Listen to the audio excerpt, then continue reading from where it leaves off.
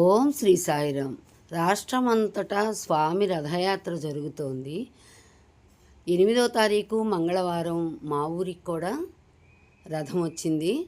ఆ రథానికి పూర్ణ కుంభాభిషేకంతో స్వామికి మేము స్వాగతం పలికాము. మేళతాళాలతోటి జయ జయ ధ్వానాలతోటి స్వామిని మా వాసవి నగరంలో అలా మేము నిలుపుకున్నాము. కోలాటాలు, భజన పాటలు, భరతనాట్యాలు, అనేకమైన సాంస్కృతిక కార్యక్రమాలతోటే స్వామిని ఊరేగింపు చేశాము. స్వామి రథము వాకిటి ముందుకు వచ్చినప్పుడు ప్రతి ఒక్కరూ కూడాను స్వామికి రథానికి వారు పోసి కొబ్బరికాయ కొట్టి హారతులు ఇచ్చి మహిళలంతా కూడాను తమ తమ భక్తిని చాటుకున్నారు.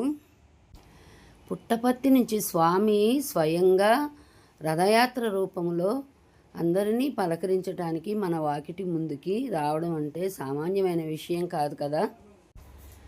ఉదయం 8 గంటలకు మా వాసవి నగరానికి వచ్చింది రథం. అన్ని విధాలా మేము ఆహ్వానించి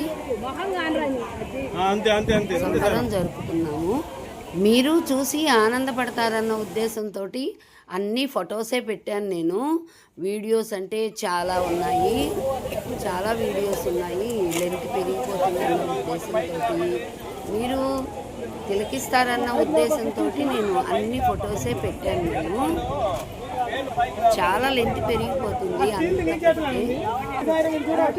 స్వామి నేర్పిన సత్య, ధర్మ, శాంతి, ప్రేమ ఆ గుణాలను ప్రజల్లోకి తీసుకెళ్లాలనికే స్వామి ఆశయం.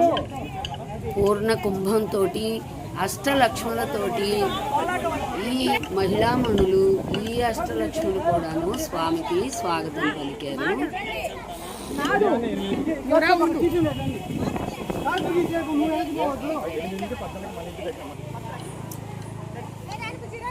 పిల్లలు రండమ్మా, రండమ్మా. రమేష్ నువ్వు వెళ్ళి వీళ్ళు మేడం చేస్తున్నారు. ఒకళ్ళది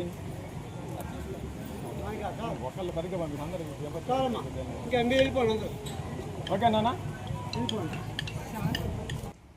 ఉదయం నుంచి సాయంత్రం వరకు కూడాను వీడియోలు, ఫోటోలు తీసే డ్యూటీ నాకే అప్పచెప్పారు. ఈ ఉత్సవాన్ని మేము చాలా వైభవంగా జరుపుకున్నాము. మా ఊరిలో ఉన్న ఈ వాసవి నగరము 5 లైన్లు. తర్వాత సిటీలో కూడా వెళ్ళాము మేము, టౌన్లో కూడాను.